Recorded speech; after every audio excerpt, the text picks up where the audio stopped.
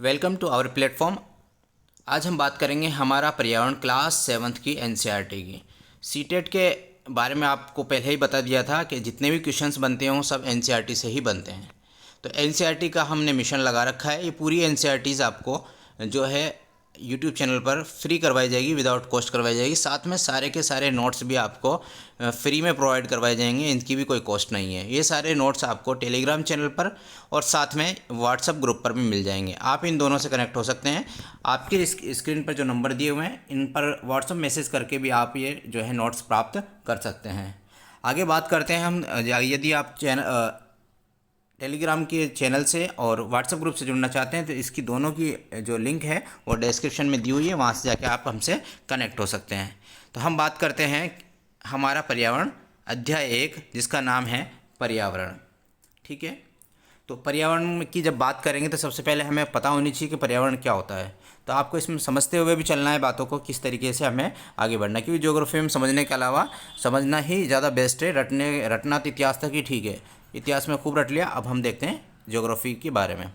पर्यावरण की परिभाषा होगी किसी भी जीवित प्राणी के चारों ओर पाए जाने वाले लोग, स्थान, वस्तुएं, प्रकृति, इन सभी को हम क्या बोलेंगे? पर्यावरण कहेंगे। आगे बात करेंगे कि पर्यावरण कितने प्रकार का होता है। तो पर्यावरण 2 प्रकार का होता है। एक होता है प्राकृतिक पर्यावरण, दूसरा होता है मानवीय पर्यावरण।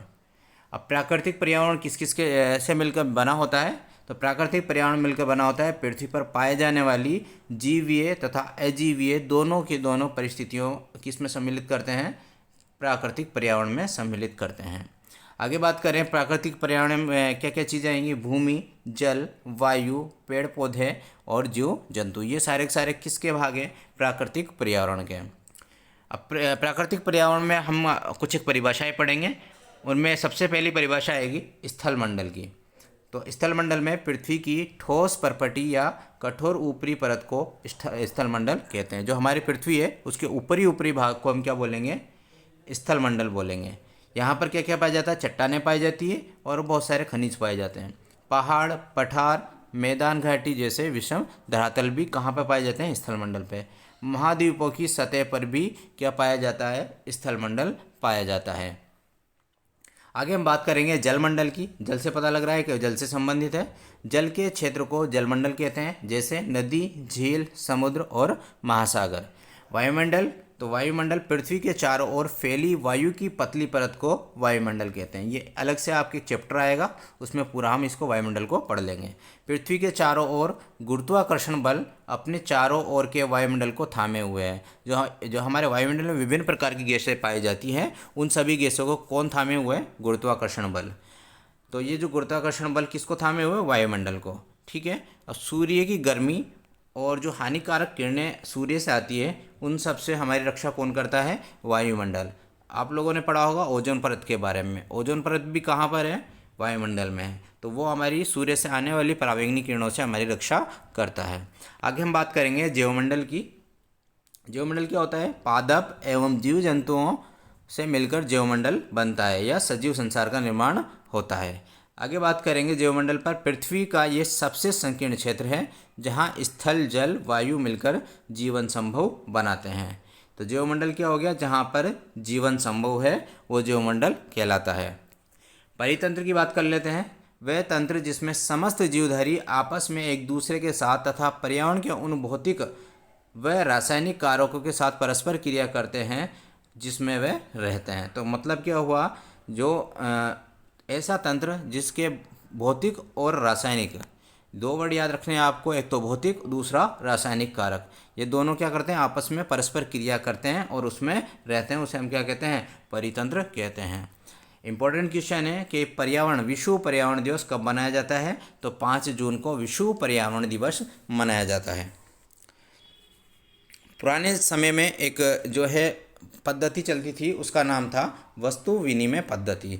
वस्तु विनिमय पद्धति क्या है? ये वस्तुओं की अदला बदली का व्यापार है जिसमें धन का प्रयोग नहीं होता। पुराने ज़माने में प्राचीन काल में क्या हुआ करता था, जो धन का विनिमय उसका वस्तुओं का विनिमय करते थे, एक वस्तु देते थे और दूसरी वस्तु लेते थे।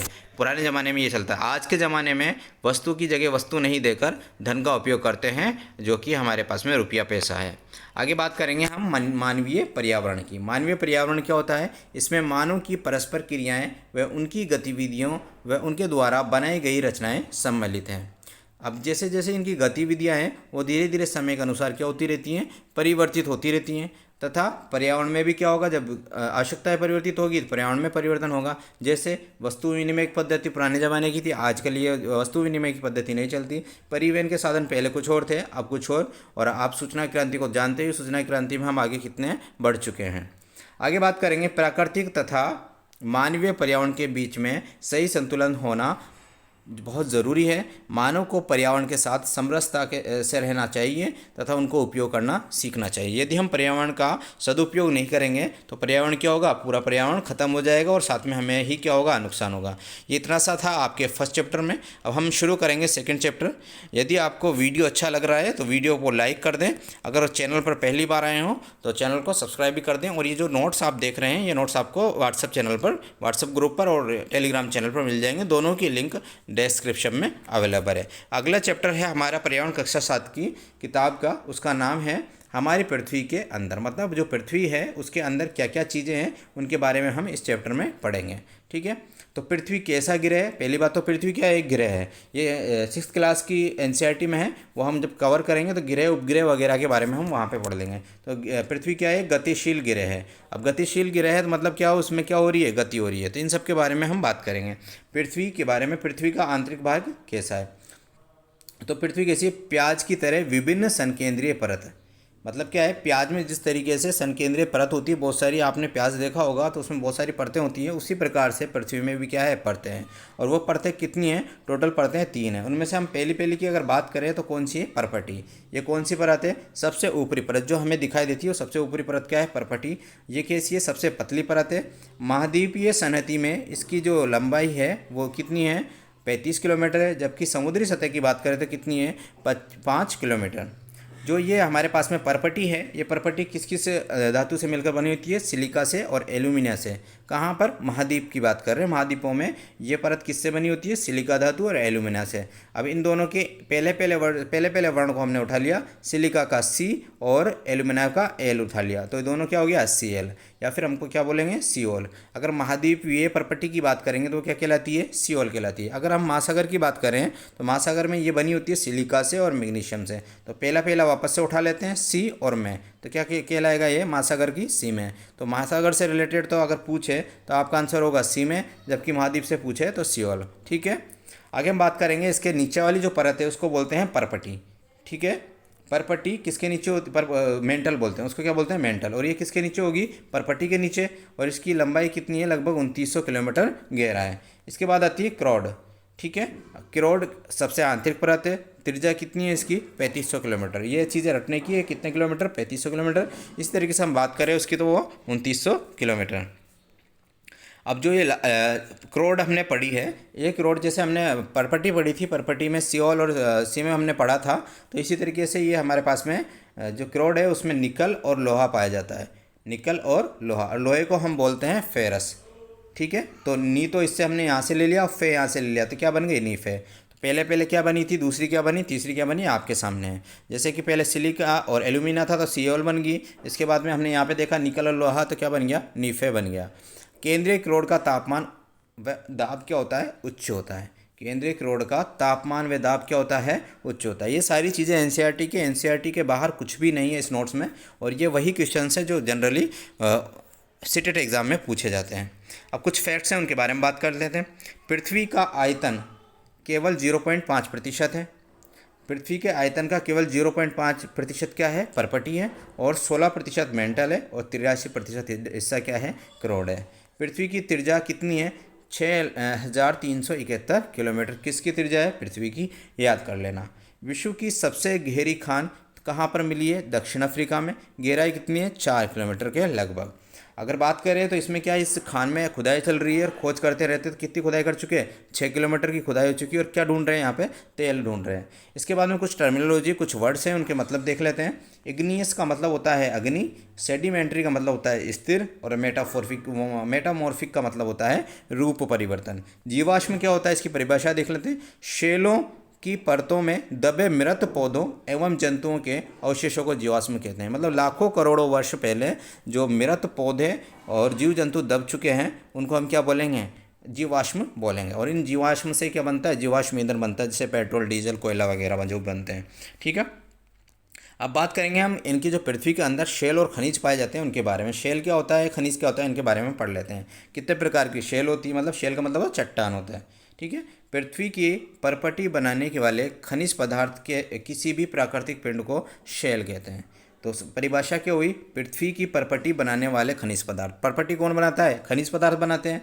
तो किसी भी प्राकृतिक पिंड को, खनिज पदार्थ के किसी भी प्राकृतिक पिंड को क्या कहते हैं, शेल कहते हैं। ओके, तो शेल किससे मिलकर बन रही है, खनिज पदार्थों से। और कहाँ पर, पृथ्वी की भूमि की परपटी पर। शेल कितने प्रकार की होती है, टोटल 3 प्रकार की होती है। एक होती है आग्नेय, दूसरी अवसादी, तीसरी कायांतरित। आग्नेय को हम बोलेंगे इग्नियस, जिसका हमने पढ़ा था कि इसका मतलब क्या होता है, आग। अवसादी सेडिमेंट्री, कायांतरित मेटामॉर्फिक। ठीक है, ये तीनों की तीनों शेल या तीनों की तीनों चट्टानें हम अब आगे डिस्कस करेंगे। पहली आती है आग्नेय शेल।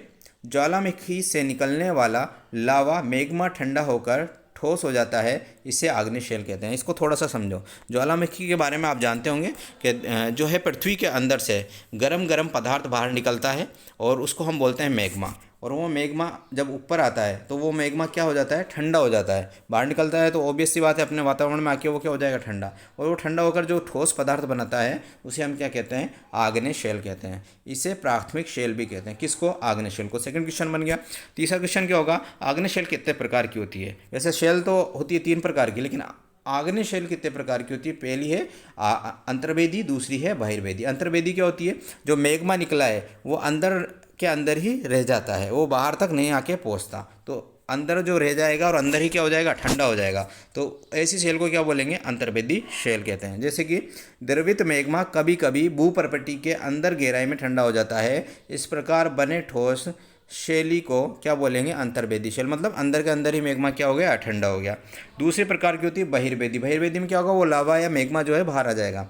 द्रवित लावा पृथ्वी की सतह पर आता है, तेजी से ठंडा होकर ठोस बन जाता है। इस प्रकार से बनी शेल को बहिर्वेदी शेल कहते हैं। एग्जाम्पल क्या है इसका, एग्जाम्पल है बेसाल्ट शेल। कौन सी, बेसाल्ट। और बेसाल्ट से कौन सा पठार बना हुआ है, दक्कन का पठार। तो क्वेश्चन आता है दक्कन का पठार किससे बना हुआ है, तो बेसाल्ट से बना हुआ है।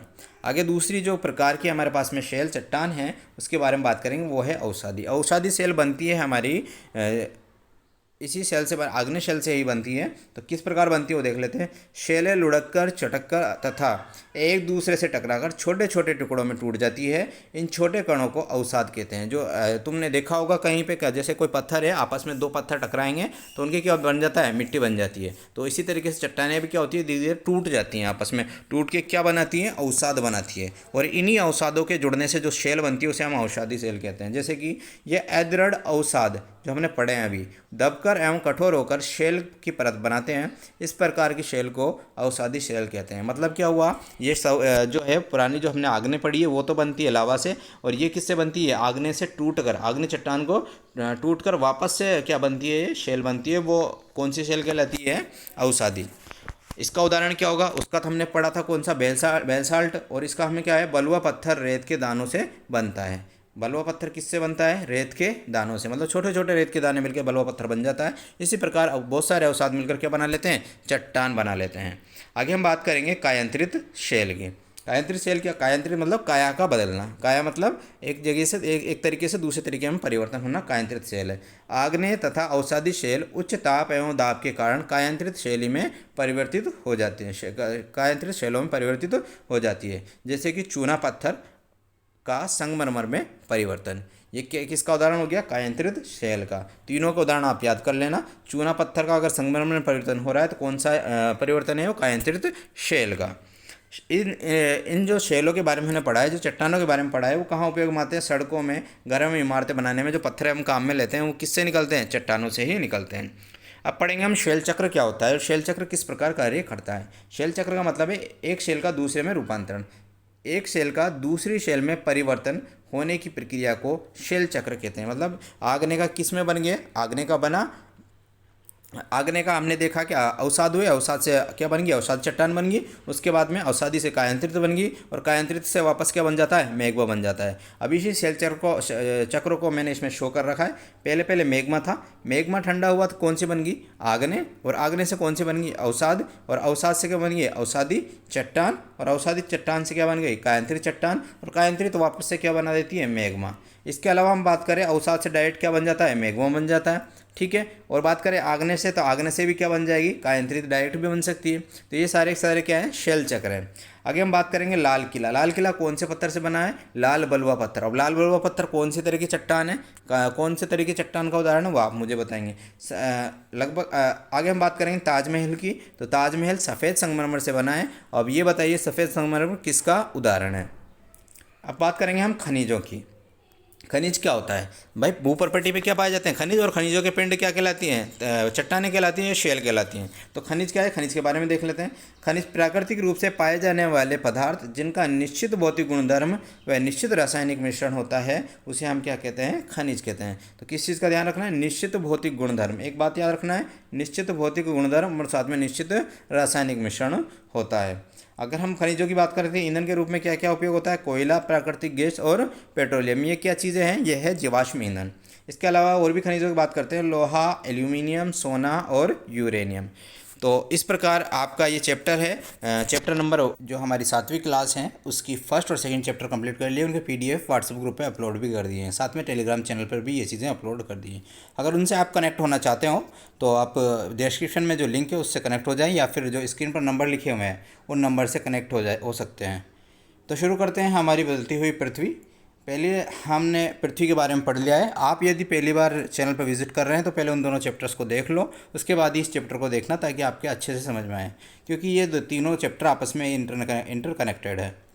स्थलमंडल पर अनेक प्लेटों में विभाजित होता है। स्थलमंडल इसमें अनेक प्लेटों में विभाजित होता है, जिन्हें स्थलमंडलीय प्लेट कहते हैं। तो आपको पहले पता होगा, हमने जो पृथ्वी की जो आंतरिक संरचना है उसको 3 भागों में बांटा था। उन तीनों भागों के नाम आप कमेंट करके बताइएगा।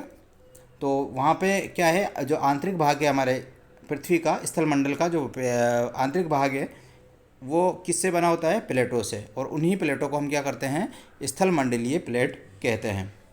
आगे हम बात करते हैं पिघले हुए लावे की। जो मेग्मा होता है, जो पिघला हुआ मेग्मा होता है, हमने ज्वालामुखी पढ़ा था। ज्वालामुखी में क्या होता, मेग्मा बाहर निकल रहा था और वो ठंडा होकर चट्टान के रूप में जम रहा था। ये चीज़ें हमने पढ़ी थी। तो देख लेते हैं इसमें क्या है। पृथ्वी के अंदर पिघला हुआ मेग्मा वृत्तीय रूप से घूमता रहता है। कहाँ पर, अंदर, पृथ्वी के अंदर जो मेग्मा है वो वृत्तीय रूप से घूमता रहता है। ठीक है, उसकी घूमने की वजह से पृथ्वी में क्या, पृथ्वी की जो प्लेट है उनमें क्या होती है, गति होती है, और उन्हीं गति की वजह से पृथ्वी की सतह पर क्या होते रहते हैं, परिवर्तन होते रहते हैं, और परिवर्तन की वजह से क्या होता है, पृथ्वी की जो है गतियाँ स्टार्ट हो जाती है। और ये गतियाँ किन किन बलों पर निर्भर करती है उसके बारे में बात कर लेते हैं। ये 2 प्रकार के बल हैं जिन पर पृथ्वी की गति क्या होती है, उत्तरदायी होती है। तो देखिए, अब हम बात करते हैं अंतर्जनिक बल। कौन सा बल, अंतर्जनित। पहला बल है अंतर्जनित बल। ऐसे बल जो पृथ्वी के आंतरिक भाग में घटित होते हैं। कहाँ पर होते हैं ऐसे वाले बल, आंतरिक भाग में घटित होते हैं। इनको एंडोजेनिक फोर्स भी कहते हैं, इंग्लिश में एंडोजेनिक फोर्स कहते हैं। इसी तरीके से दूसरा जो बल है वो है बहिर्जनिक बल, जिसको हम बोलते हैं एक्सोजेनिक फोर्स।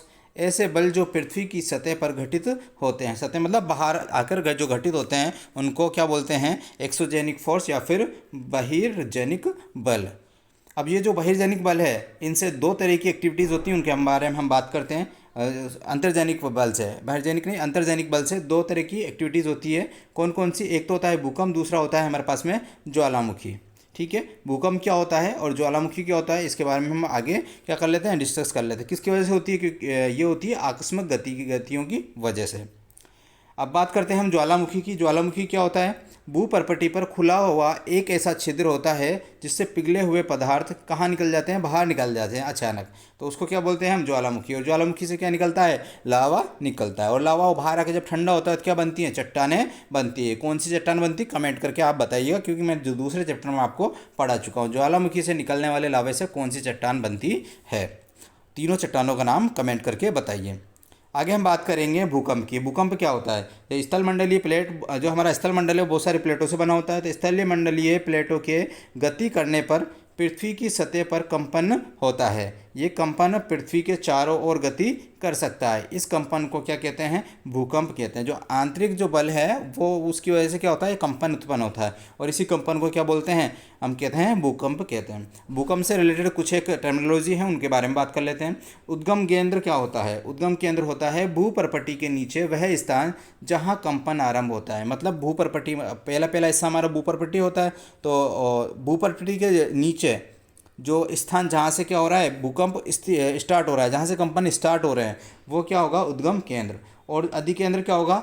जो हमारा उद्गम केंद्र है उसके ऊपर भूपर्पटी का जो केंद्र है वो क्या लाएगा? हमारा अधिकेंद्र। उद्गम केंद्र के भू सतह पर, मतलब ऊपरी हिस्से पर, इसके निकटतम स्थान को अधिकेंद्र कहते हैं। इसका जो एनसीईआरटी की किताब है उसमें अच्छी तरह चित्र बना रखा है, आप उसे समझ सकते हैं। यदि आपको चित्र सहित नोट्स चाहिए तो कमेंट करके बोल दीजिए, जो है वो उनके जो चित्र है चित्र सहित आपको समझा दिए जाएंगे।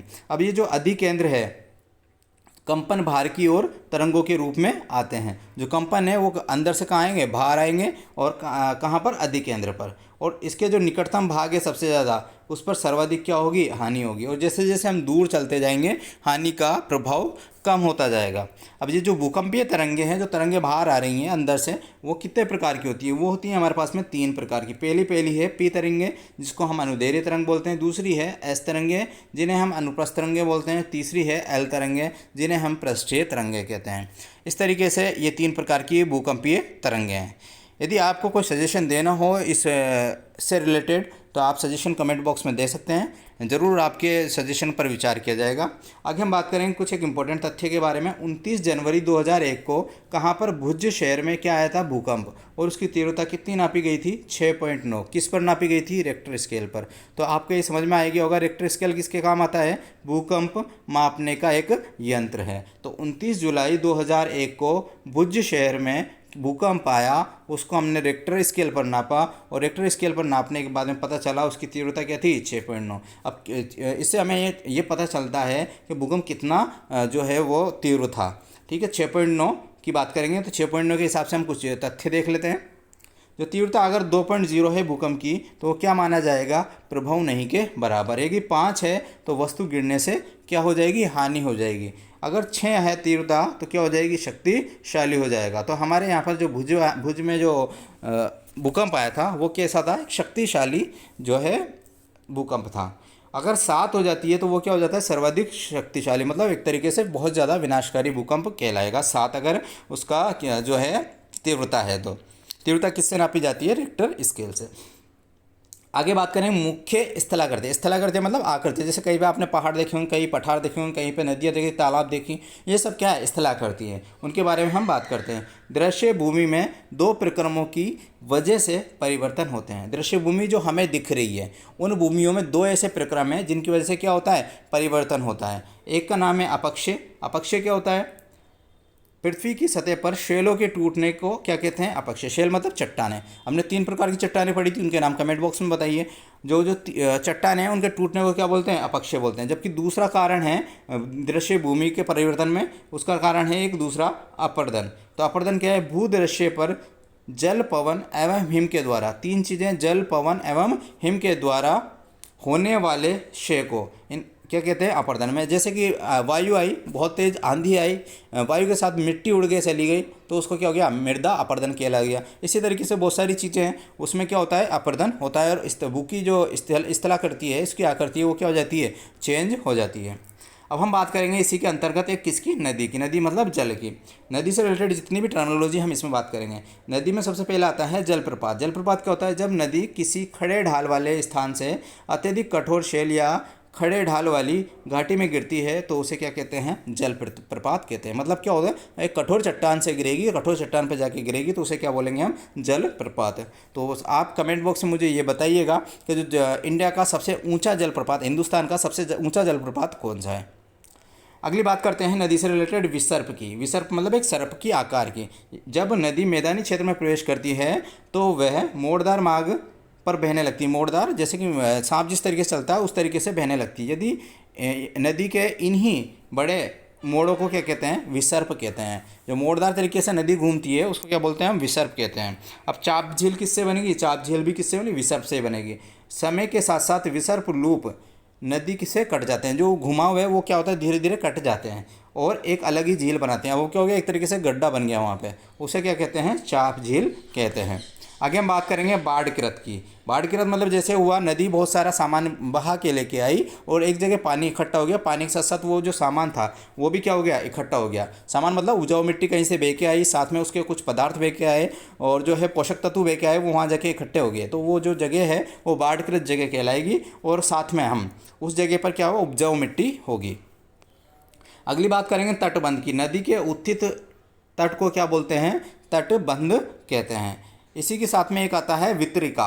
वितरिका क्या होती है? समुद्र तक पहुँचते पहुँचते नदी का प्रवाह धीमा हो जाता है तथा नदी अनेक धाराओं में विभाजित हो जाती है, जिन्हें वितरिका कहते हैं। जैसे कि यहाँ से नदी गई और उसमें क्या हुआ कि वो बहुत सारी धाराओं में विभाजित हो जाती है। जो धाराएं हैं उनको हम क्या बोलेंगे? वितरिका कहेंगे। उसके बाद में हम बोलेंगे एक डेल्टा। डेल्टा क्या होता है? कहाँ पर बनता है? सभी मुहानों के अवसादों के संग्रह से डेल्टा का निर्माण होता है। सभी मुहाने के अवसादों मतलब जैसे कि यहाँ से जो अवसाद बहा के जो नदी लेके गई है वो एंड में जाके उन्हें कहीं पे इकट्ठा कर देगी, संग्रह कर देगी, तो उससे क्या बन जाएगा? डेल्टा बन जाएगा। प्रत्येक नदी कोई ना कोई डेल्टा बनाती है। अब बात करेंगे हम, अभी नदी की बात करिए हमने, करेंगे अब समुद्री तरंगों की बात करेंगे। समुद्री गुफा क्या होती है? जैसे कि समुद्र में कई बार देखा होगा ऊंचे ऊंचे क्या है, पहाड़ से दिखते हैं और चारों तरफ उसके पानी दिखता है। उन्हीं उन्हीं जो टीले हैं, उन्हीं जो चट्टान हैं, उन चट्टानों के बीच में क्या होता है? कभी कभी एक गुफा बन जाती है, तो उसे क्या कहते हैं हम? समुद्री गुफा। जैसे कि समुद्री तरंग लगातार शेलों से टकराती रहती है, जिससे दरार विकसित हो जाती है। किसमें? उस चट्टान में। समय के साथ साथ ये बड़ी और चौड़ी होती जाती है, तो इन्हें क्या कहते हैं? समुद्री गुफा कहते हैं। अब धीरे धीरे वो चौड़ी हो गई, अब क्या होता है? वो ज़्यादा धीरे धीरे वो ज़्यादा चौड़ी हो जाती है और क्या बचता है? सिर्फ केवल छत बचती है, तो उसे हम क्या बोलेंगे? तटीय मेहराब बोलेंगे। अगर फिर क्या होता है? बीच में से आर पार पूरा ही कट जाता है, वो छत भी उसके ऊपर नहीं रहती है, तो उसको हम क्या बोलते हैं? स्टेक बोलते हैं। इनके सबके चित्र एनसीईआरटी में दिए हुए हैं। यदि आपके पास में बुक है तो वहाँ से देख लेना, नहीं है तो आप मुझे सजेस्ट कीजिए, मैं आपको जो है चित्र के साथ में, डायग्राम के साथ में समझा दूंगा। आगे हम बात करेंगे समुद्र भिरगु। समुद्र भिरगु क्या होता है? समुद्र जल के ऊपर लगभग ऊर्ध्वाधर उठे हुए ऊंचे शैलीय तटों को क्या बोलते हैं? समुद्र भिरगु बोलते हैं। समुद्र जल के ऊपर लगभग ऊर्ध्वाधर मतलब एकदम खड़े हुए उठे हुए ऊंचे शैलीय तट, मतलब जो चट्टानों के क्या है? तट है, उनको क्या बोलेंगे हम? समुद्रीय भिरगु कहते हैं। आगे हम बात करेंगे हिमनद हिमोड। हिमनद हिमोड मतलब हिम मतलब बर्फ़, और बर्फ़ से जो बनते हैं उनको हिमनद हिमोड बोलते हैं। हिमनद के द्वारा लाए गए पदार्थ जैसे छोटे बड़े शेल, रेत एवं तलछट मिट्टी निक्षेपित होते हैं। ये निक्षेप हिमनद हिमनोड का निर्माण करते हैं। जैसे कि हमारे पास में कोई हिमनद है, वो बह के आई और फिर साथ में जो चीज़ें बहा के लाइए वो निक्षेपित हो जाते हैं। वो निक्षेपित होते हैं, उसे हम क्या बोलते हैं? हिमनद या हिमोड कहते हैं। जिस तरीके से हमने नदी के, समुद्र के इनके कार्य पढ़े, उसी तरीके से हम पवन के कार्य पढ़ेंगे। पवन भी क्या करती है? मृदा का अपर्दन निक्षेपण भी करती है। अब रेगिस्तान में पवन बहुत ज़्यादा महत्वपूर्ण हो जाती है। रेगिस्तान में पवन अपर्दन एवं निक्षेपण का प्रमुख कारण है। कौन? पवन अपर्दन व निक्षेपण का प्रमुख कारण है। आगे बात करेंगे हम, इससे क्या बनता है? एक छत्रक शैल बनती है। रेगिस्तान में छत्रक आकार के शैल देख सकते हैं, जिन्हें सामान्यतः छत्रक शैल कहते हैं। छत्रक मतलब छत्ते जैसे आकार के क्या है? शैल होते हैं। ठीक है। इसके अलावा जो रेगिस्तान में जो बनती है आकृतियाँ, उसको एक तो होता है बालू टिब्बा, दूसरा होता है क्या है? लाओस। अब बहुत सारी मिट्टी जो है वायु अपने साथ उड़ा के लेके आएगी, और जैसे ही वायु रुकेगी तो वो एक जगह पर जाकर इकट्ठी हो जाएगी, उसे हम बोलते हैं बालू टिब्बा। जबकि हम बात करें लॉयस की, तो लॉयस क्या होता है? वो जो मिट्टी उड़ी है वो अलग अलग जगह पर अलग अलग तरीके से जाके फैल जाती है, तो उसको हम बोलते हैं लॉयस। ठीक है। अब कुछ इंपॉर्टेंट फैक्ट्स हैं, उसके बारे में बात कर लेते हैं। मैंने इंडिया का है, हिंदुस्तान का है, भारत का सबसे ऊंचा जलप्रपात तुमसे पूछा था, और उसका जवाब तुम्हें कमेंट में देना है। जबकि मैं आपको बता देता हूँ, विश्व का सबसे ऊंचा जलप्रपात दक्षिण अमेरिका के वेनेजुएला का क्या है? एंजल जलप्रपात है। एंजल जलप्रपात क्या है? विश्व का सबसे ऊंचा। हिंदुस्तान का आपको बताना है, विश्व का एंजल जलप्रपात है, जो कि क्या है? दक्षिण अमेरिका में है। इसके अलावा आपको कमेंट करके बताना है कि नियाग्रा जलप्रपात कहाँ पर है और विक्टोरिया जलप्रपात कहाँ पर है। ये दोनों ही क्वेश्चंस किसके हैं? एनसीईआरटी के हैं आपके। वहाँ से आप देख के, या फिर आपको याद हो तो आप कमेंट करके बताइएगा। हम बात करेंगे वायु के बारे में। वायु क्या है? वायु क्या है? पृथ्वी पर सभी जीव जीवित रहने के लिए वायुमंडल पर निर्भर है। वायुमंडल मतलब विभिन्न गैसों का संगठन होता है। अब इनमें ऑक्सीजन भी आती है, नाइट्रोजन भी आती है और कार्बन डाइऑक्साइड भी आती है और भी विभिन्न प्रकार की गैसें आती है। तो अगर हम बात करें वायुमंडल में ऑक्सीजन आती है तो सांस लेने के लिए कौन जिम्मेदार रहेगा? वायुमंडल रहेगा, क्योंकि ऑक्सीजन वायुमंडल का पार्ट है। इसी तरह की हम बात करें सूर्य से आने वाली हानिकारक किरणों की रक्षा कौन करता है? वायुमंडल करता है। वो कैसे करता है? क्योंकि आप जानते हो ओजोन परत पाई जाती है। ओजोन परत क्या करती है? सूर्य की किरणें जो आती है हानिकारक, उनको वहीं पे रोक लेती है और धरती पर आने नहीं देती। तो हानिकारक किरणों को भी रोकने का काम कौन कर रही है? वायुमंडल कर रहा है। हम आगे बात करेंगे वायुमंडल के संगठन के बारे में। वायुमंडल का संगठन क्या है? वायुमंडल में विभिन्न प्रकार की गैसें पाई जाती हैं, आपको मैंने पहले ही बता दिया। उनमें से जो सबसे ज़्यादा गैस पाई जाती है वो पाई जाती है नाइट्रोजन। ये वाला एरिया पूरा किसका है? नाइट्रोजन का। उसकी मात्रा कितनी है? 78%। और इसके बाद में जो ज़्यादा गैस है वो उसका हम बात करें तो वो है ऑक्सीजन, जिसको हम बोलते हैं O2। 21% गैस है। वो वाला हिस्सा कौन सा है? ये वाला हिस्सा पूरा ऑक्सीजन का है। इसके अलावा भी और भी गैसें पाई जाती हैं, जैसे कि CO2 मीन्स कार्बन डाइऑक्साइड। अगर हम ऑर्गन की बात करें 0.93% है। उसके बाद में हम बात करें अन्य गैसें 0.04% के अंतर्गत आती हैं। अब बात करें अन्य गैसों में, आर्गन थी, हमने बात कर ली, CO2 की हमने बात कर ली। इसके अलावा हीलियम, हाइड्रोजन, ओजोन, ये सब किस किस लेवल में पाई जाती है वो हम आगे चलकर बात करेंगे। इसमें बहुत सारे साइंटिफिक जो है नेम्स आएंगे, इसलिए आप बने रहिए वीडियो के साथ में, क्योंकि इसमें बहुत सारे फैक्ट्स हैं जो मैंने शामिल किए। कुछ फैक्ट्स मैं आपको पढ़ के बताऊंगा, कुछ फैक्ट्स मैंने इसमें शामिल नहीं किए, इसलिए आप वीडियो में बने रहें। और इसमें से बहुत सारे क्वेश्चंस जो है सीटेट में पूछे जा चुके हैं, इसलिए महत्वपूर्ण पार्ट है। आप देखते हैं नाइट्रोजन के बारे में मैंने पहले ही बता दिया आपको। सर्वाधिक पाई जाने वाली गैस क्या है? नाइट्रोजन है। नाइट्रोजन किसके लिए ज़रूरी है? पौधों के लिए। किस प्रकार ज़रूरी है? पौधे नाइट्रोजन से क्या करते हैं? जो अपना जीवन बचाते हैं, जीवन के लिए आवश्यक है। किस प्रकार? नाइट्रोजन गैस है, लेकिन ये क्या होती है? मिट्टी में मिली होती है, और मिट्टी में कीड़े पाए जाते हैं। वो कीड़े जो है कीड़े वो क्या करते हैं? नाइट्रोजन किसके लिए प्रोवाइड करते हैं? पौधों के लिए प्रोवाइड करते हैं। डायरेक्टली पौधे नाइट्रोजन प्राप्त नहीं करते। आगे हम बात करेंगे दूसरी गैस, सबसे बड़ी गैस कौन सी है? ऑक्सीजन।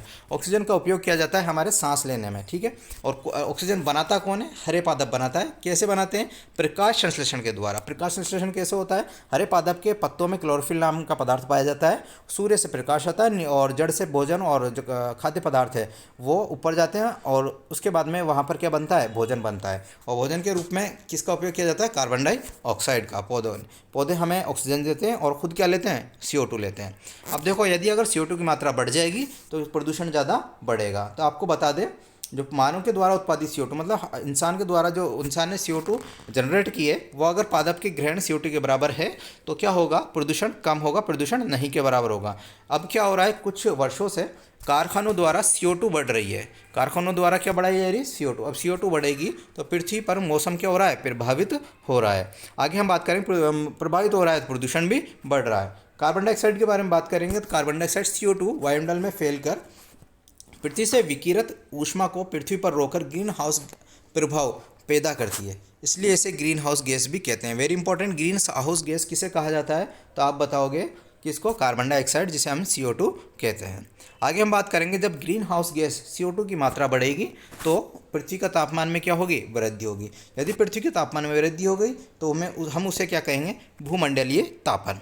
और इससे जब ताप बढ़ेगा तो जो बर्फ़ के पहाड़ हैं वो बर्फ़ें क्या होगी? पिघलना शुरू हो जाएगी, और समुद्र का जल स्तर क्या हो जाएगा? बढ़ जाएगा। समुद्र का जल स्तर बढ़ेगा तो उसके आसपास के जो शहर है उनमें बाढ़ आने की संभावना बढ़ेगी। इस तरीके से जलवायु में परिवर्तन होगा। अगर हम बात करें वायु की, अगर वायु गर्म है, वायु जैसे तापमान बढ़ा, वायु गर्म हुई, तो गर्म होते ही क्या हो जाएगी? फैलेगी। क्यों फैलेगी? क्योंकि ये हल्की हो जाती है। हल्की होकर कहाँ जाएगी? ऊपर उठ जाएगी वायुमंडल में। अगर वायु ठंडी है तो क्या होगी? सघन होगी, वह भारी होगी, और वो कहाँ रहेगी? नीचे ही रहेगी। अब हम थोड़ी सी वायुमंडल की संरचना के बारे में बात कर लेते हैं। वायुमंडल टोटल 5 परतों से मिलकर बना होता है। उनके नाम इस प्रकार है।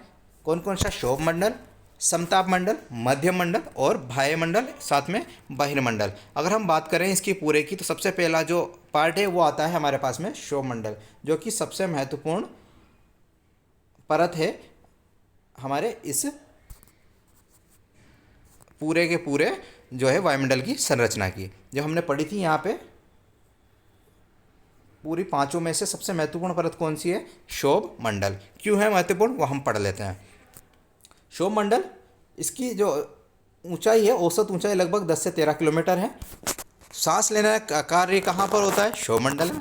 इस बात का ध्यान रखना इसलिए महत्वपूर्ण है। मौसम संबंधी प्रत्येक घटनाएं कहाँ पर होती है? क्षोभ मंडल में। दोनों क्वेश्चन वेरी इंपॉर्टेंट है, आप याद रख लेना। मौसम संबंधी घटना जैसे वर्षा, कोहरा और ओलावृष्टि, ये सारे पार्ट किसके हैं? क्षोभ मंडल के। अगर हम बात करें, दूसरा है समताप मंडल। अगर समताप मंडल की बात करें तो ये 50 किलोमीटर तक मौसम संबंधी घटनाओं से मुक्त, मतलब इसमें मौसम संबंधी घटनाएं नहीं होती। यदि मौसम संबंधी घटनाएं नहीं होती तो आराम से इसमें क्या उड़ा सकते हैं? हवाई जहाज उड़ाने के लिए आदर्श, ये वेरी इंपॉर्टेंट है। और ओजोन गैस की परत कहाँ पाई जाती है? तो वो समताप मंडल में ही पाई जाती है। अगर बात करें हम मध्य मंडल की तो ये 80 किलोमीटर तक है और अंतरिक्ष से प्रवेश करने वाले उल्कापिंड इस परत में क्या हो जाते हैं? जल जाते हैं। तो उल्कापिंड कहाँ जलते हैं? मध्य मंडल में। इस तरह के क्वेश्चन बनते हैं। अगर हम बात करें वायुमंडल की तो वायुमंडल 400 किलोमीटर के लगभग तक है और तापमान इसका क्या होता है? धीरे धीरे अत्यधिक बढ़ता है, धीरे धीरे अचानक से अत्यधिक बढ़ जाता है, तीव्रता से बढ़ता है। और आयनमंडल इसी का पार्ट है, किसका? वायुमंडल का। और अगर हम बात करें वायुमंडल में ही क्या होता है? रेडियो संचार, जो रेडियो किरणें हैं वो कहाँ पर जाकर टकराती है? सीधी वायुमंडल में जाके। अगर बहिर्मंडल की बात करेंगे तो बहिर्मंडल में दो गैसें कौन सी? हाइड्रोजन और हीलियम। और ये परत कैसी है? पतली परत है। वायुमंडल की सबसे ऊपरी परत क्या कहलाती है? बहिर्मंडल। ये सारी हमारी किसकी है? वायुमंडल की संरचना की विभिन्न परतें। कितनी परतें हो गई? 5 परतें। अगर हमने बात करी थी ओजोन परत की, किस में पाई जाती है ओजोन परत? ओजोन परत किस में पाई जाती है? समताप मंडल में। तो सूर्य से आने वाली हानिकारक किरणों से हमारी रक्षा कौन करती है? ओजोन परत। मीन्स जो समताप मंडल है वो ओजोन गैस रखता है और ओजोन गैस की जो परत है वो हमारी रक्षा करती है। धीरे धीरे इसमें क्या हो रहा है? छिद्र हो रहा है। इस बात का ध्यान रखना, जिससे क्या हो रहा है? मौसम में परिवर्तन हो रहा है, दिन ब दिन जो है हमारे यहाँ का तापमान बढ़ता जा रहा है। मौसम और जलवायु दोनों तो अलग अलग चीज़ें हैं, ठीक है। इनके बारे में इनकी परिभाषाएं पढ़ लेते हैं। वायुमंडल की प्रत्येक घंटे तथा दिन प्रतिदिन की स्थिति को क्या कहते हैं? मौसम कहते हैं। जबकि हम जलवायु की बात करें तो दीर्घकाल में किसी स्थान का औसत मौसम उस स्थान की जलवायु को बताता है। अगर दीर्घकाल की बात करेंगे तो जलवायु कहलाएगी और छोटे से हिस्से की बात करेंगे तो क्या कहलाएगा? मौसम कहलाएगा। यही दोनों में अंतर है। अगर हम सूर्य से प्राप्त ऊर्जा की बात करें कि कितनी सी ऊर्जा हमें प्राप्त हो रही है, तो सूर्य की ऊर्जा के 2 अरबवां हिस्सा हमारे पास में क्या आता है? हमें प्राप्त होता है। अगर हम बात करें तापमान की, तापमान वायु में मौजूद ताप एवं शीतलता के परिणाम को तापमान कहते हैं। वायु में मौजूद ताप एवं शीतलता, ताप मतलब गर्मी, शीतलता मतलब ठंडा, अगर ये दोनों का जो परिणाम है उसको हम क्या बोलेंगे? तापमान। नहीं बोलते कि आज तापमान हो गया 50 डिग्री सेल्सियस या 60 डिग्री सेल्सियस या फिर 30 डिग्री सेल्सियस या 0 डिग्री 1 डिग्री सेल्सियस, तो वो तापमान हो गया हमारा। अगर इसी के साथ में हम बात करेंगे आतपन की, वेरी वेरी इंपॉर्टेंट टॉपिक है ये, आतपन किसे कहते हैं? ये एक महत्वपूर्ण कारक है जो तापमान वितरण को प्रभावित करता है। सूर्य से आने वाली वह ऊर्जा जिसे पृथ्वी रोक लेती है, ठीक है ना, पृथ्वी क्या कर लेती है? रोक लेती है, उस तापमान को वापस नहीं जाने देती, उसे क्या कहते हैं? आतपन कहते हैं, ठीक है। मात्रा, अगर इसकी मात्रा कहाँ से कहाँ बढ़ती है? अगर भूमध्य रेखा पे बात करें तो आतपन की मात्रा क्या है? ज़्यादा है, जबकि ध्रुवों की बात करें तो आतपन की मात्रा क्या है? कम है। मतलब भूमध्य रेखा से अगर हम जाएंगे ध्रुवों की ओर तो आतपन की मात्रा क्या होगी? घटेगी। अब बात करेंगे वायुदाब की। वायुदाब क्या होता है? पृथ्वी की सतह पर वायु के भार द्वारा लगाया गया दाब। वायु के भार द्वारा लगाया गया दाब क्या कहलाता है? वायुदाब कहलाता है।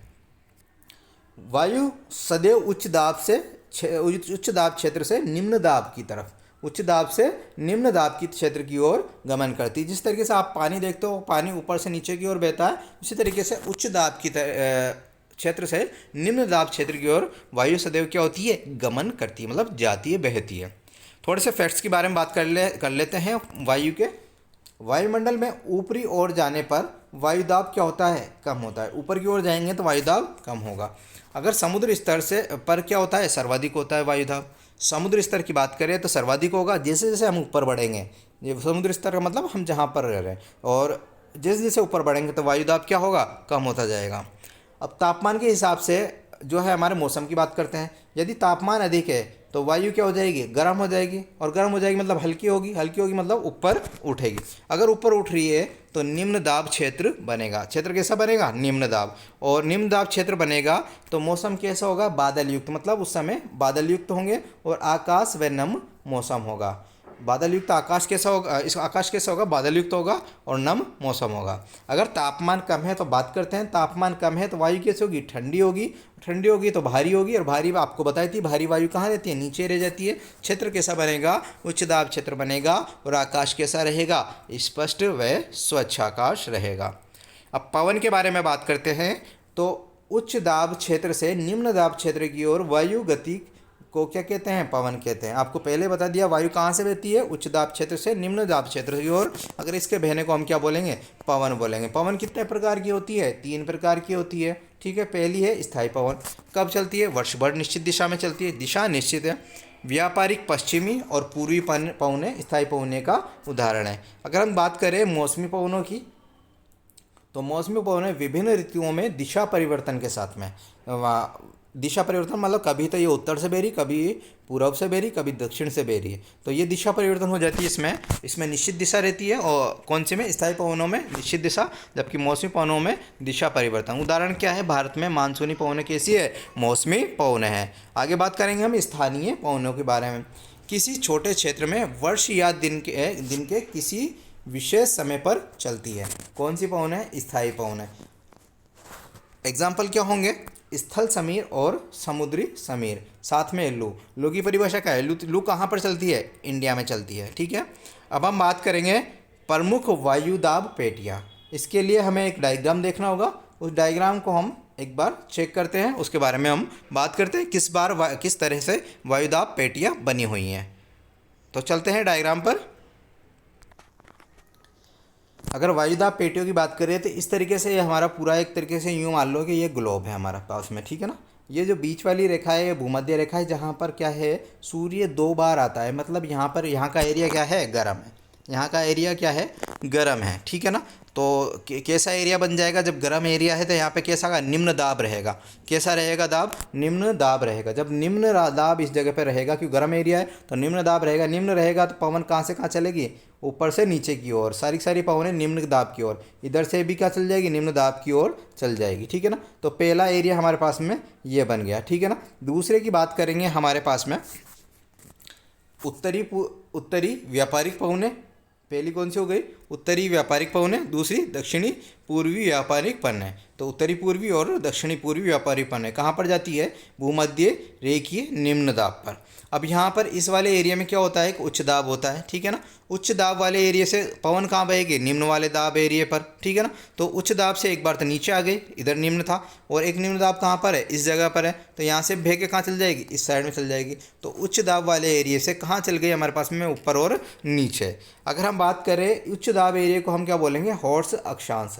क्या बोलेंगे इसको, हॉर्स अक्षांश। इस बात का ध्यान रखें, हॉर्स अक्षांश किसे बोलते हैं, उच्च दाब वाले एरिया को। इसका दूसरा नाम क्या है, उपोष्ण उच्च दाब, उपोष्ण उच्च दाब। और आगे हम बात करेंगे ध्रुवों की, तो ध्रुवों पर क्या होता है, ध्रुवों पर उच्च दाब होता है, ध्रुवों पर क्या होता है, उच्च दाब है। और यहाँ पर उच्च दाब है तो अध्रुवीय निम्न दाब पर जाके इनकी पवनें क्या होगी, बहेगी। अगर हम इस पूरे जो डायग्राम है इसका अगर निष्कर्ष निकालेंगे तो एक ही बात आपके समझ में आ रही होगी कि जो पवनें हैं उच्च दाब से निम्न दाब की ओर बहती है। अब हमें आप जो कमेंट करके बताइएगा वो मुझे ये बताइएगा सर्च करके कि जो ये हॉर्स है अक्षांश, जो है उपोष्ण दाब उच्च दाब है, ये कितने डिग्री अक्षांश से लेकर कितने डिग्री अक्षांश तक स्थित है। तो यही था आपका उच्च दाब पेटियों का विस्तार, उच्च व निम्न दाब, ठीक है।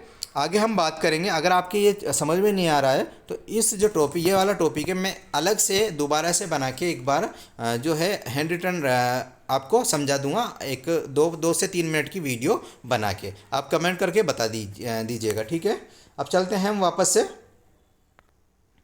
हमने वायुदाब पेटियों के बारे में बात कर ली। अब हम बात करेंगे आर्द्रता के बारे में। क्या आर्द्रता क्या होती है, वायु में किसी समय जल वाष्प की मात्रा को क्या कहते हैं, आर्द्रता कहते हैं। अब जल वाष्प की मतलब जल की मात्रा किस में, वायु में, ठीक है ना। जिसे हम नमी वगैरह कहते हैं ना, उसे हम क्या कहते हैं, आर्द्रता कहते हैं।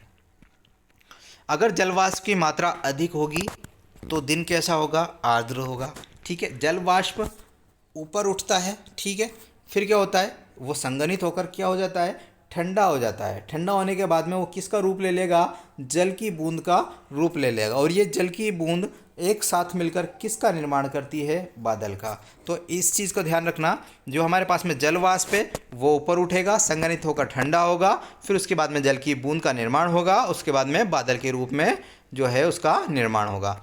ठीक है, अब वर्षा के बारे में पढ़ लेते हैं।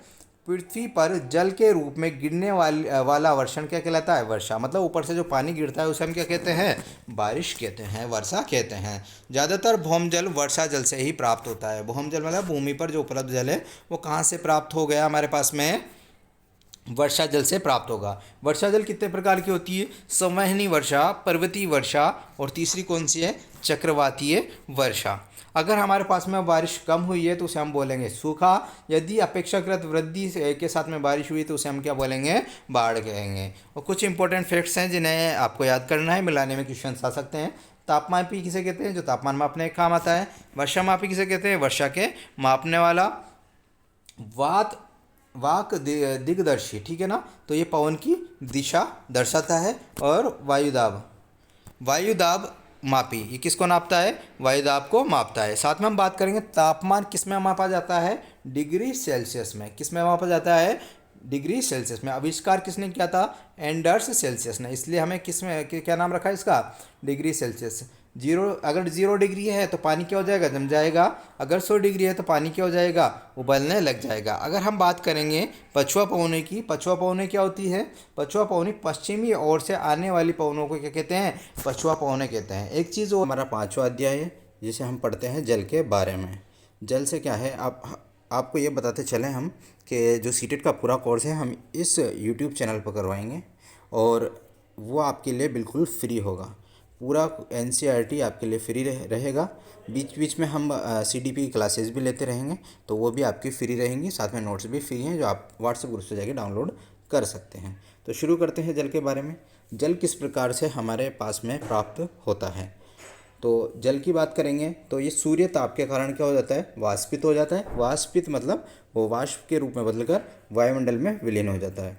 वहाँ पर ठंडा होने के बाद जल वाष्प क्या होता है? संघनित, जो कि हमने पिछले चैप्टर में पढ़ चुके हैं। संघनित क्या होता है? उसके बाद में संघनित होकर क्या बन जाते हैं? बादल निर्माण, ये भी हमने पिछले चैप्टर में पढ़ा था। उसके बाद में बादलों से क्या प्राप्त होती है? हमें वर्षा होती है और हिमवृष्टि, और वापस से जो हमारा पानी है वो कहाँ जाता है? जल कहाँ जाता है? धरती पर आ जाता है। तो ये जो पूरा साइकिल है इसे हम क्या कहते हैं? जल चक्र। जल का चक्र का मतलब क्या हुआ? पहले वो वाष्प बनेगा, वाष्प बन के वायुमंडल में जाएगा, वायुमंडल में जाने के बाद में वो बादल निर्माण होगा, और बादल निर्माण से हमें क्या प्राप्त होगी? वर्षा। तो जल से वापस जल हमने प्राप्त कर लिया, इसे हम जल चक्र कहेंगे। आगे हम बात करेंगे जल की, ठीक है। जल कितने प्रकार का होता है? 2 प्रकार का, लवणीय जल और अलवणीय जल। लवणीय जल होता है वो पीने योग्य नहीं होता, जबकि अलवणीय जल पीने योग्य होता है। अब ये पीने योग्य क्यों नहीं होता? क्योंकि इसमें किसकी मात्रा अधिक होती है? NaCl की मात्रा अधिक होती है। कहाँ पाया जाता है? महासागर व समुद्रों में। तो लवणीय जल कैसा होता है? पीने योग्य नहीं होता। अलवणीय जल की बात करें तो नदी, ताल, सोते, हिमनद, इनसे प्राप्त किया जाता है और ये पीने योग्य होता है।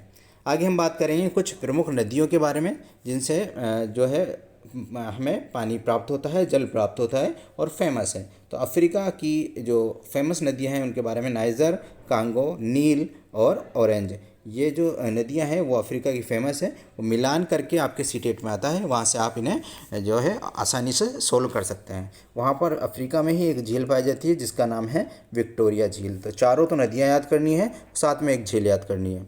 आगे हम बात करेंगे दक्षिणी अमेरिका में कौन सी नदी प्रसिद्ध है? वो है अमेजन नदी। उत्तरी अमेरिका की मिसिसिपी नदी प्रसिद्ध है। इसके अलावा झील वहाँ की प्रसिद्ध है। कौन कौन सी? विनिपेग झील, सुपीरियर झील, ग्रेट बैरियर झील और ग्रेट स्लेव झील। ये सारी चार आपके पास में झीलें हैं। इन चारों झीलों के नाम भी आपको याद करने हैं। ऑस्ट्रेलिया की कौन सी नदी फेमस है? डार्लिंग नदी फेमस है। तो ये जो सारी की सारी मैंने नदियाँ बताई है इंपॉर्टेंट है, और ये डायरेक्ट मिलाने में आपके मिलाप वाले जो क्वेश्चंस आते हैं उनमें पूछे जाते हैं। आगे हम बात करेंगे जल का वितरण। जल किस प्रकार हमारी धरती पर विद्यमान है? अगर बात करें पृथ्वी पर तो जल कितना है, 3/4 भाग है, और 1/4 भाग क्या है, हमारे जो है स्थल है, और 3/4 भाग पर जल है। मतलब कितना सारा जल है हमारी धरती पर, वो आप हम इससे समझ सकते हैं कि 75% जल क्या है हमारे पास में अवेलेबल है, और एक जो हमारे पास में 25% क्या है, भूभाग वाला हिस्सा है। तो आगे हम बात करें, जब इतना सारा जल है फिर भी आपने ये बार बार सुना होगा कि जल की क्या आ रही है, कमी आ रही है। तो उसका रीज़न क्या है वो आपको बता देते हैं। इसका वर्गीकरण अगर हम पढ़ेंगे तो जो महासागर का जल है वो है 97.3, जबकि हम भूमिगत जल की बात करेंगे तो 0.68 के लमसम ये हमारे पास में क्या है, भूमिगत जल है। अगर हम इन दोनों को देखेंगे तो आप यहाँ पे एक चीज़ देखोगे कि जो ये महासागर का जल है 97% है, तो ये क्या है, पीने योग्य नहीं है। जब पीने योग्य नहीं है और पीने योग्य सिर्फ इतना सा है तो ऑब्वियस सी बात है क्या हो जाएगी, पानी की किल्लत हो जाएगी और पानी की कमी हो जाएगी। तो इससे क्या समझ में आया, समुद्री पानी जो नमकीन पानी होता है जिसमें नमक की मात्रा अधिक होती है वो पीने योग्य नहीं होता लवणता की वजह से। अब लवणता क्या होती है, 1000 ग्राम जल में मौजूद नमक की मात्रा, 1000 ग्राम में, कितने ग्राम में, 1000 ग्राम में किसकी मात्रा, नमक की मात्रा। ओके, आगे हम बात करेंगे महासागरों की औसत लवणता कितनी है, 35 भाग प्रति 1000 ग्राम। कितनी है, 35 भाग प्रति 1000 ग्राम। अगर हम इजराइल में जो मृत सागर कहाँ स्थित है, इजराइल में, और मृत सागर की बात करें तो यहाँ की जो है सघनता है, जो उसकी लवणता है वो कितनी है, 340 ग्राम प्रति लीटर। और इतनी सारी होने के बाद में यहाँ हमने औसत की किसकी बात करी है, 35 की, जबकि मृत सागर कितनी है, 340। यहाँ पर जो तैराक होते हैं वो आराम से क्या कर सकते हैं, तैर सकते हैं। किसमें, मृत सागर में। क्यों, क्योंकि पानी वहाँ का भारी होता है और इंसान वहाँ के उसके लिए क्या हो गया, हल्का, इसलिए वो क्या कर सकता है, तैराक प्लव कर सकता है, मतलब तैर सकता है। किसके कारण, सघनता के कारण। सघन क्यों होता है, क्योंकि वहाँ पर जो है लवणता कितनी है, लवणता 340 ग्राम प्रति लीटर है। आगे हम बात करेंगे महासागरीय परिसंचरण की।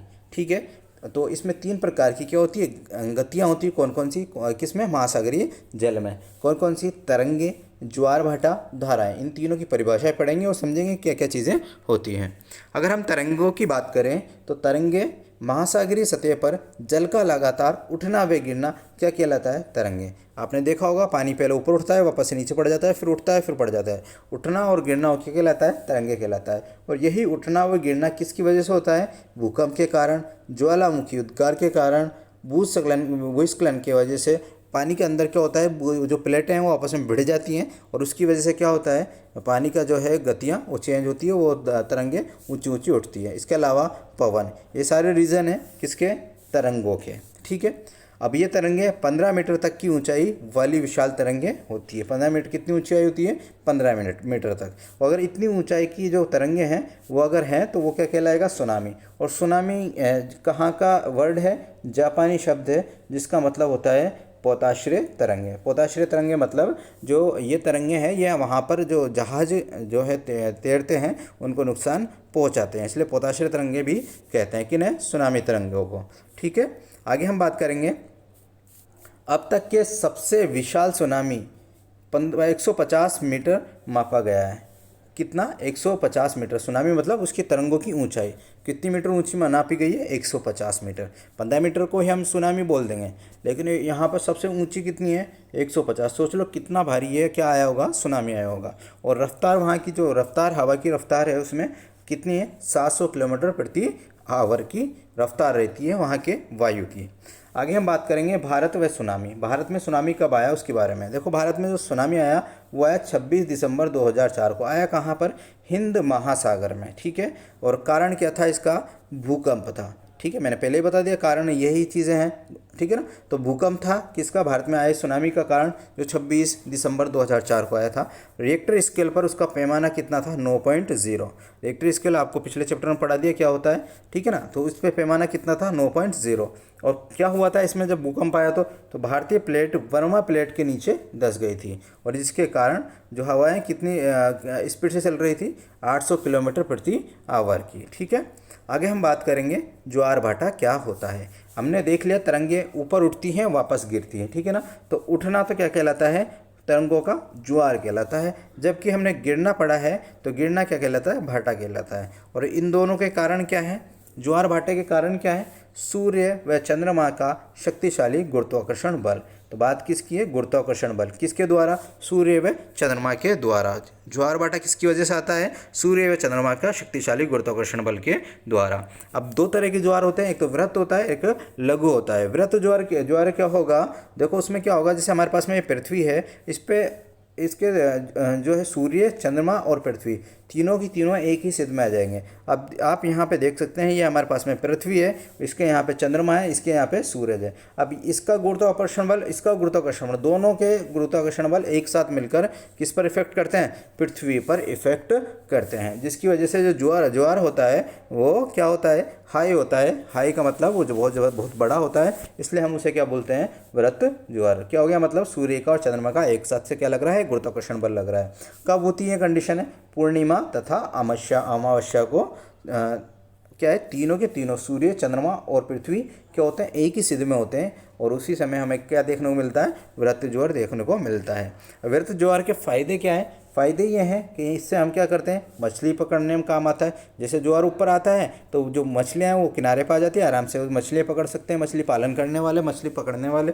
उसके बाद में बंदरगाह, जहाज़ बंदरगाह मीन्स क्या हुआ? जहाज़ अगर चल रहे हैं तो वो उसी दिशा में चल जाएंगे जिस दिशा में आपको तरंगे के हिसाब से उनको आसानी से जहाज़ को बाहर लाने में आसानी होगी। तो जहाज़ का बंदरगाह तक पहुँचने में हेल्प करते हैं वृत्त ज्वार। और इसके अलावा हम क्या विद्युत उत्पन्न भी कर सकते हैं। कैसे? अगर एक बार पानी आ गया वापस नीचे उतरेगा, उस समय उससे हम क्या बना लेंगे? बिजली बना लेंगे। अगर ये कंसेप्ट आपको आता है, याद है कि पानी से बिजली कैसे बनती है, तो अच्छी बात है। नहीं आता है तो कमेंट करके बोल दीजिएगा, मैं आपको ये भी समझा दूंगा किस प्रकार से पानी से बिजली, जल से बिजली बनाई जाती है। अब बात करेंगे लघु ज्वार, जो कि क्या होता है? छोटा होता है। देखो, चांद अपने प्रथम और अंतिम, कौन से में? प्रथम और अंतिम चतुर्थांश में होता है, तो चांद व सूर्य का गुरुत्वाकर्षण बल विपरीत दिशाओं में लगता है। अब क्या हो गया? वहाँ पे तो प्लस होता है, यहाँ पे क्या हो जाएगा? माइनस हो जाएगा। दिशाओं में महासागरीय जल पर पड़ता है, तो निम्न ज्वार या लघु ज्वार उत्पन्न होता है। ठीक है ना? प्रथम और अंतिम चतुर्थांश की बात कर रहे हैं हम यहाँ पे। आगे हम बात करेंगे महासागरीय धाराएं। कौन कौन सी महासागरीय धाराएं? दो तरह की होती है। पहली है गर्म धाराएं, दूसरी है ठंडी धाराएं। अब इन दोनों में डिफरेंस क्या है वो एक ही जगह पढ़ लेते हैं हम। गर्म धाराएं क्या होती है, ठंडी धाराएं क्या होती है। जो गर्म धाराएं हैं वो भूमध्य रेखा क्षेत्र में उत्पन्न होती है। क्यों होती है भूमध्य रेखा क्षेत्र में? क्योंकि भूमध्य जो रेखा क्षेत्र है उस पर सूर्य दो बार अपना क्या करता है? सीधा पड़ता है। ठीक है ना? एक बार उत्तरी ध्रुव में, उत्तरी फील्ड में जाता है, फिर दूसरी बार दक्षिणी में जाता है। तो दो बार वहाँ पे क्या हो गया? सर पर सूर्य रहता है, तो वहाँ पे गर्म एरिया रहता है। वहाँ से हम क्या, कैसी धारा मिलती है? गर्म। और जबकि हम अगर ध्रुवों की तरफ जाएंगे तो कैसी मिलेगी हमें? ठंडी। तो ध्रुवीय क्षेत्र में कैसी? ठंडी। अब कहाँ से? भूमध्य सागर से कहाँ बहती है? ध्रुव की ओर। जबकि ये ध्रुवों से कहाँ आएगी? उष्ण कटिबंधीय या निम्न अक्षांशों की ओर प्रवाहित होती है। अगर हम इसकी बात करें गर्म धारा की, तो गर्म धारा की बात करने पर हमें पता चलेगा कि इसका एग्जाम्पल क्या है? गल्फ स्ट्रीम, जबकि इसका एग्जाम्पल क्या है? लेब्राडोर। ठीक है, अब आगे बात करते हैं हम। जिस स्थान पर गर्म व ठंडी धाराएं, कैसी? गर्म और ठंडी धाराएं मिलती हैं, वह स्थान विश्व भर में सर्वोत्तम मत्स्यन का क्षेत्र माना जाता है। मत्स्यन का मतलब क्या हुआ? मछली पालन का क्षेत्र माना जाता है। और ऐसे स्थान पर क्या रहता है? कोहरे का मौसम रहता है। कोहरे का मौसम रहता है। जहाँ पर गर्म धाराएं और ठंडी धाराएं दोनों एक साथ मिलती हैं, वहाँ पर कैसा मौसम रहता है? कोहरे का मौसम रहता है, तथा मत्स्य पालन के लिए अच्छी रहती है। इस प्रकार यह आपका जो है चैप्टर कंप्लीट हो गया है। यदि आपको ये चैप्टर अच्छा लगा है तो आप चैनल को सब्सक्राइब कर सकते हैं, और नोट्स अगर यदि आपको चाहिए तो व्हाट्सएप ग्रुप से जाकर आप जो है इसके नोट्स ले सकते हैं। साथ में जो पुरानी जो PDF है वो भी आपको प्रोवाइड कर देंगे, आप मैसेज कर देना। आपकी जो लिंक है व्हाट्सएप की वो डिस्क्रिप्शन में है। धन्यवाद।